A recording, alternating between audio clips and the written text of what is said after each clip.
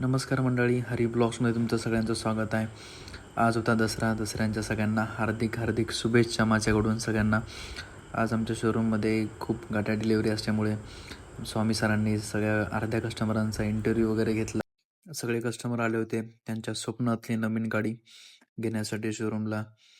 चांगल्या प्रकारे कस्टमरांचं इनॉग्रेशन वगैरे करून घेतलं. साईन वगैरे घेऊन सगळ्यांना त्यांचे डॉक्युमेंट्स त्यांना प्रॉपर त्यांना देऊन टाकले.